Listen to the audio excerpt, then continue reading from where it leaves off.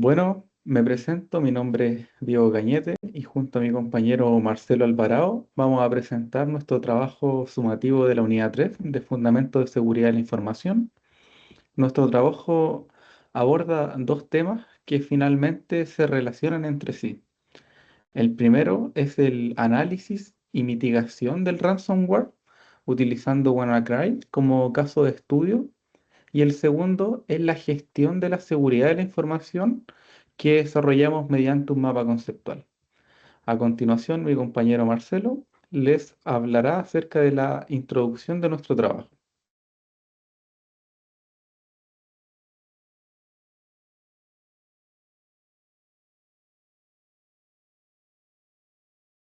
Ahora sí, primeramente un saludo, aquí Marcelo Alvarado, para hablar un poco sobre nuestro tema de estudio. En el escenario actual tecnológico contemporáneo, la seguridad de la información se ha considerado como un pilar estratégico para toda la continuidad operativa de cualquier organización. En este contexto, el recibir, por ejemplo, una amenaza, en este caso del tipo ransomware, representa un riesgo muy complejo y devastador incluso, podríamos decirlo. Este código malicioso generalmente opera por el secuestrando los archivos. Esto lo logra infectando máquinas críticas y luego cifrando los archivos que encuentra dentro de la misma máquina. Generalmente se utilizan algoritmos complejos, muy difíciles de descifrar.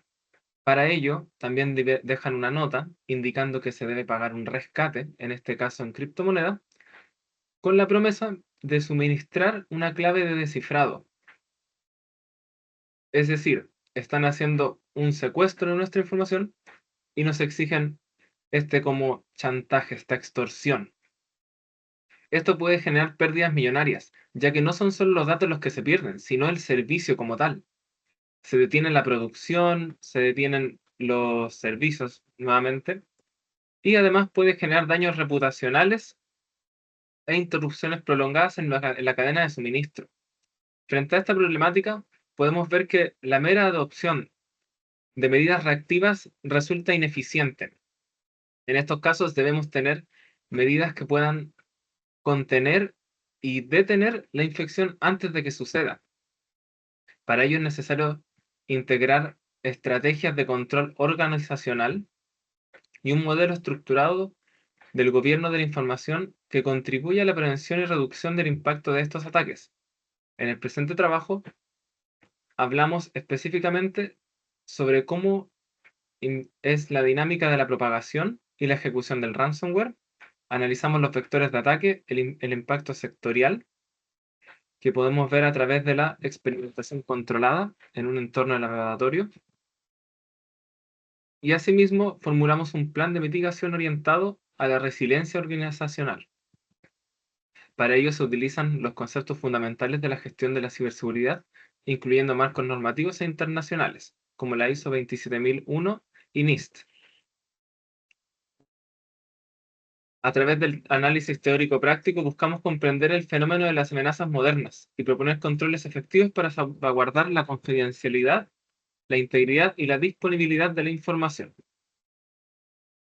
Dentro de nuestros objetivos de trabajo, podemos, podemos ver que el objetivo general fue evaluar la amenaza del ransomware como tal. Para nuestro estudio de caso, utilizamos la muestra de WannaCry con el repositorio de DSO, o también conocida como Malware Database. Esto con la intención de formular el plan integral de mitigación. Otros objetivos específicos fue investigar el funcionamiento técnico y el impacto del ransomware. En este caso, las consecuencias operativas y económicas provocadas por el ransomware, tanto en sectores críticos como la salud, las finanzas y la infraestructura. Además de ello, desplegamos un entorno controlado y seguro para ¿cómo se llama esto?, poder ejecutar el malware.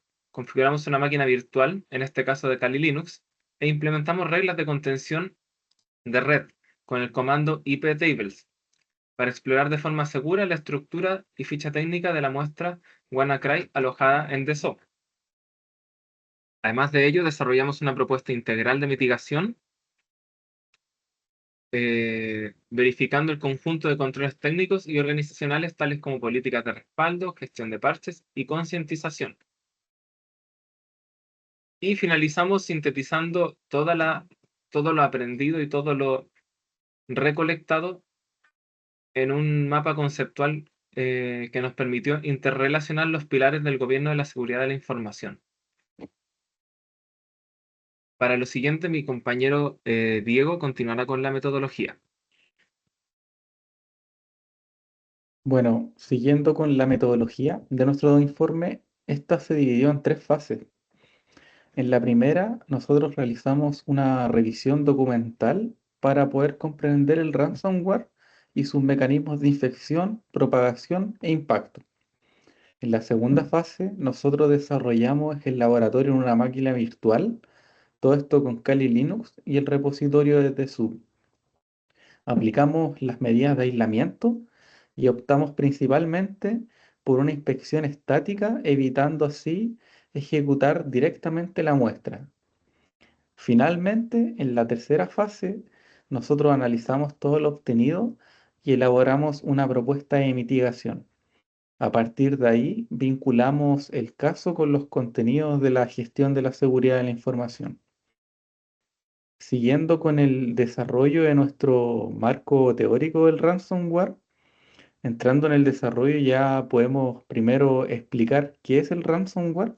En términos simples, esto corresponde a un malware que busca impedir el acceso normal a la información y utilizar esta situación para exigir un tipo de rescate. En un ataque se pueden reconocer distintas etapas. Existe una infección o acceso inicial. Después el malware prepara el entorno para posteriormente poder comenzar con el cifrado. Aparece la nota de rescate y dependiendo de la variante también puede existir una propagación hacia otro tipo de equipos. Algo importante que no todos los ransomware operan de igual forma. Algunos dependen de la ingeniería social, mientras que otros aprovechan vulnerabilidades técnicas. Además, actualmente existen campañas que combinan el cifrado con la exfiltración de la información. A continuación, mi compañero Marcelo les comentará acerca del desarrollo del caso WannaCry. Para el estudio de caso, nosotros decidimos escoger la muestra WannaCry, la que apareció masivamente en mayo del 2017, también conocido como WannaCryptor 2.0. Esto marcó un hito en la historia de la ciberseguridad, ya que combinó la funcionalidad de un ransomware convencional con la capacidad de autorreplicarse, tal como un gusano informático. El vector principal que ellos utilizaron fue una vulnerabilidad Eternal Blue, la cual está identificada como un CVE 2017-0144 en el protocolo de red SBMV1. ¿Pero qué significa esto? Esto fue una vulnerabilidad que se encontró en un antiguo sistema de Windows que era utilizado para compartir archivos e impresoras, y esto le permitió ingresar sin necesidad de que alguien hiciera clic en el archivo, infectando dispositivos dentro de una red local y expuestos a Internet sin necesidad de que hubiera interacción humana. Además de ello, al ejecutarse el ransomware, este genera un par de claves RSA 20048 y cifra archivos de sistema con claves AES 128, renombrando las extensiones a WannaCry. De forma final, cifrando todos los archivos que pueda encontrar en el sistema. Una peculiaridad del código, eso sí, es que este, a diferencia de muchos que no siempre pueden tener la opción de detenerse, el malware ransomware WannaCry contaba con la presencia de un kill switch, que podríamos decirle, o un freno. El código intentaba consultar y comprobaba un dominio no registrado. El- si dicho dominio era consultado con éxito, se detenía la ejecución. Entonces los especialistas en su minuto pudieron detener la ejecución de esta como pandemia global luego de registrar el dominio. Ahora podemos ver que el comportamiento demuestra que el impacto de WannaCry no depende únicamente de la capacidad de cifrado, sino que también de su mecanismo de propagación automática. La combinación de un ransomware con una propagación de gusano, que además aprovecha unas vulnerabilidades que no requieren interacción humana, generaron un incidente de tamaño global. Dentro de las consecuencias y las diferentes estrategias que se utilizan, podemos ver que existen diferentes modelos de extorsión, tanto desde ataques masivos a los como indiscriminados. Podemos llegar a la doble extorsión también, donde además de cifrar la información y secuestrar los datos, primero se filtran datos sensibles, generando así, pidiendo dos rescates. Uno, por los datos que han sido cifrados, y el segundo, para no seguir filtrando más información. Dentro del impacto que genera un ransomware, entrando ya en el área de los datos estadísticos y el impacto sectorial, podemos ver que esto no se trata solamente de un impacto informático, sino que generalmente cuando una empresa es infectada, se puede ver que la interrupción operativa se sitúa cercano en promedio a los 24 días. Esto según IBM Security en el 2023. En la dinámica del chantaje digital, la proporción de víctimas que opta a pagar por el rescate ha mostrado una tendencia a la baja, situándose en un rango del 28 y del 35% a nivel global. Esto según datos del 2024. Y este descenso corresponde principalmente a la buena implementación de la gobernanza de la seguridad de los datos, ya que muchas empresas han optado por mantener copias de seguridad tanto activas como en frío, por así decirlo, desconectadas de toda red. Al analizar la afectación por sectores estratégicos, el sector de la salud destaca como uno de los blancos más vulnerables, reportando alrededor del 67% de las instituciones sanitarias han enfrentado un incidente tipo ransomware. En este ámbito, el impacto no solo traduce como el cifrado de fichas médicas electrónicas o la paralización de sistemas de diagnóstico, sino que conlleva un riesgo vital directo al forzar la cancelación de cirugías y el desvío de urgencias, ya que todo el hospital puede quedar inhabilitado al no tener acceso a la información. Por su parte, la industria financiera y bancaria registra brechas de intento de ciberataque cercanos al 78%, donde el principal peligro radica en el bloqueo de las plataformas transaccionales. Por otra parte, la infraestructura crítica concentra una cantidad menor, en este caso del 50%, lo cual paraliza líneas de producción automatizadas, sistemas de control industrial y generando la detención en plantas de producción.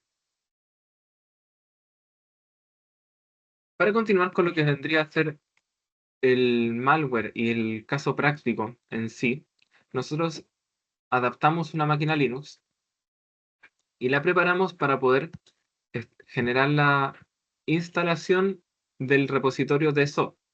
Primeramente se descargó a través de GitHub y luego procedimos a hacer la instalación de paquetes. Una vez instalado, realizamos lo que fue el aislamiento físico y lógico de la máquina. Primeramente desactivamos todas las carpetas compartidas, además del portapapeles bidireccional, que vendría a ser el copiar-pegar, junto con la función de arrastrar y soltar, para que no pudiera haber contacto alguno entre la máquina huésped y la máquina Kali Linux, la máquina virtual. Luego pasamos a la configuración de red, ajustando de modo NAT a modo host only, para que no se pudiera conectar. Esto nos da una capa de seguridad adicional sobre lo que vendría a ser las reglas del firewall en el kernel de Linux, realizadas con el comando iptables. Finalmente, una vez que la máquina fue totalmente aislada, se procedió al acceso del programa de SO. En este caso entramos, podemos ver que el programa se basa principalmente en generar una ficha técnica de los malwares. Este como tal no corre los programas, sino que te entrega información de, de dicho malware. Luego, para acceder a mayor información, ya que el programa se nos hizo nos dio información muy sencilla, decidimos auditar directamente las carpetas de los binarios, accediendo así a la carpeta del ransomware WannaCry y analizando los diferentes archivos. Este procedimiento nos permitió obtener los valores criptográficos de identificación, la clave de descompresión configurada por el repositorio, teniendo tanto el hash MD5 como el hash SHA-256 y obteniendo finalmente la contraseña. Adicionalmente pudimos ver que dentro de la carpeta está el ransomware WannaCry.zip, el cual es un archivo que contiene el ejecutable del programa, del malware como tal en este caso. Como mencionamos anteriormente, decidimos no ejecutarlo para evitar cualquier accidente o propagación del malware que no fuera debida. Podemos pasar después a lo que vendría a ser la propuesta de mitigación. Dentro de las propuestas vendría a ser el endurecimiento de la infraestructura y la gestión operativa de las vulnerabilidades. La primera línea de defensa exige neutralizar el vector primario de infección, desactivando de manera definitiva protocolos obsoletos en todos los puntos finales y servidores de la red. Esto se debe a que el malware como tal utiliza un vector de ataque antiguo. También tratamos de restringir los diferentes puertos en los cortafuegos perimetrales e internos para mantener un ciclo riguroso de gestión de parches y garantizar la instalación inmediata de actualización de seguridad críticas.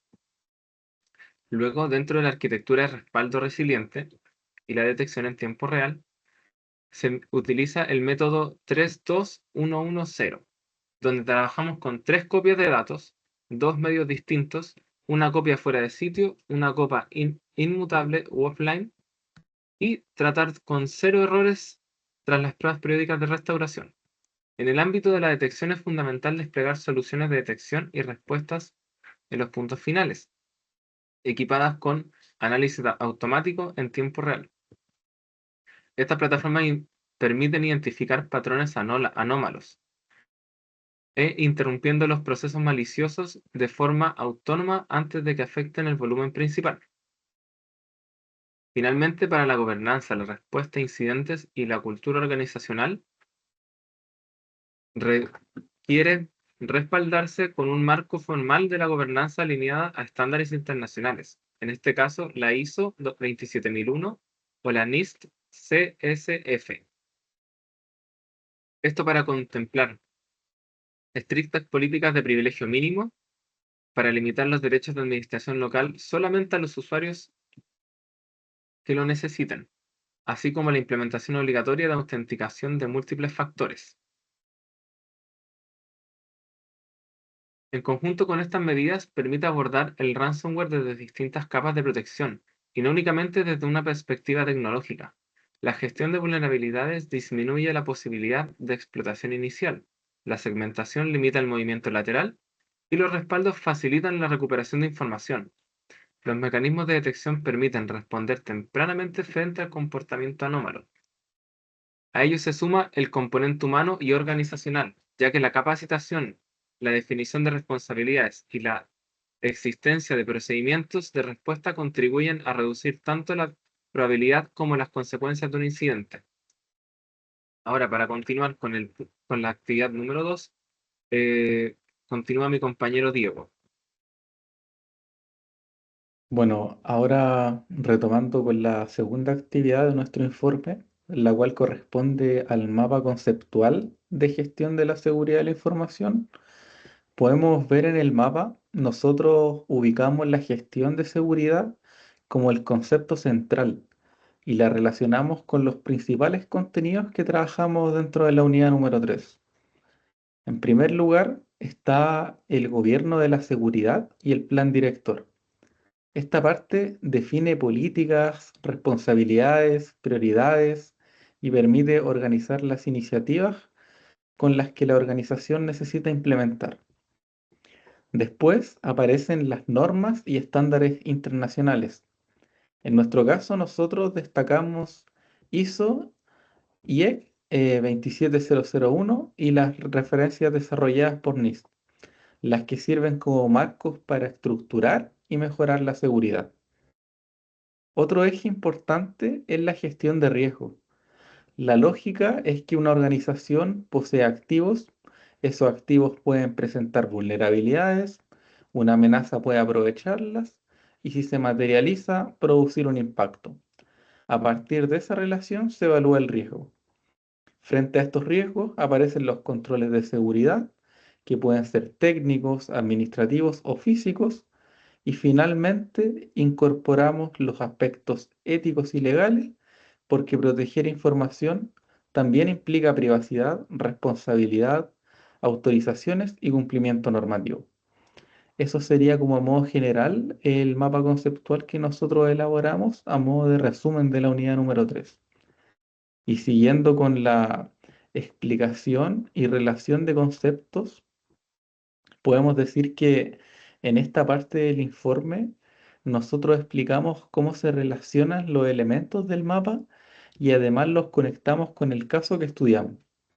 Si lo llevamos a WannaCry, podemos considerar los equipos y la información como activos. Una debilidad asociada a SMB representa una vulnerabilidad. WannaCry corresponde a la amenaza capaz de aprovecharla.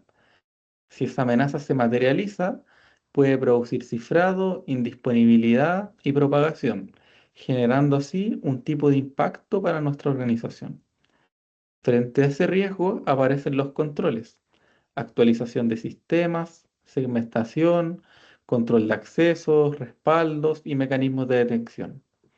Esta relación fue bastante importante porque nos permitió poder unir las dos actividades del trabajo: por un lado el análisis técnico de ransomware y por otro la manera en que una organización gestiona ese tipo de riesgo. Y ya para ir pasando a la conclusión de nuestro informe, para ir finalizando, podemos decir que a partir del desarrollo de este trabajo, nosotros pudimos comprender que el ransomware no debe analizarse solamente como un malware que cifra archivos, sino como una amenaza que puede llegar a comprometer seriamente la continuidad de una organización. Sus consecuencias pueden involucrar pérdida de disponibilidad de la información, interrupción de servicios, costos de recuperación e incluso la exposición de ciertos datos que son mayoritariamente sensibles en una organización. El caso de WannaCry nos permitió poder entender esto de una manera mucho más concreta, ya que pudimos observar cómo una vulnerabilidad presente en sistemas que no se encuentran correctamente actualizados puede ser aprovechada por una amenaza y transformarse rápidamente en un incidente de mayor alcance. Este caso, además, la capacidad de propagación de WannaCry permitió que el problema no quedara limitado a solo un equipo, sino que pudiera extenderse hacia otros sistemas que también son vulnerables. La parte práctica que realizamos en nuestro laboratorio también fue bastante importante para nosotros porque nos permitió llevar algunos de los contenidos investigados a un entorno controlado. Trabajamos con Kali Linux y el repositorio de Tesu, aplicamos medidas de aislamiento y posteriormente realizamos una inspección estática de la muestra de WannaCry. Todo esto nos permitió a nosotros poder revisar su contenido y verificar sus valores hash sin tener que ejecutar directamente el ransomware. Con esto también pudimos comprender la importancia de preparar y aislar correctamente un entorno antes de trabajar con archivos que son potencialmente maliciosos, por decirlo así. Otro aprendizaje importante que fue es que no existe una única medida capaz de proteger completamente a una organización frente al ransomware. Por eso nuestra propuesta de mitigación considera distintas capas de seguridad. Entre ellas podemos mencionar la actualización de sistemas, la gestión de vulnerabilidades, la segmentación de redes, los respaldos, la autentificación de multifactor, todas las herramientas de detección y respuesta, y algo que también nosotros consideramos fundamental es la capacitación de los usuarios. Finalmente, ya al desarrollar el mapa conceptual de nuestro informe, pudimos relacionar toda esta parte técnica con la gestión de la seguridad de la información, entendiendo así que los conceptos como el gobierno de seguridad, gestión de riesgos, estándares internacionales, controles y otros aspectos éticos y legales también no funcionan de manera independiente, sino que forman parte de una misma estrategia. Todo esto se engloba. En definitiva, ya consideramos que una organización puede estar mejor preparada frente a amenazas como el ransomware cuando existe una combinación adecuada, ya sea entre personas, procesos y tecnología, junto con una revisión y mejora permanente de las medidas de seguridad. Con esta reflexión ya finalizamos nuestra presentación junto con Marcelo. Eso sería todo por parte de nuestro informe relacionado a la actividad en relación a la unidad número 3. Muchas gracias por su atención.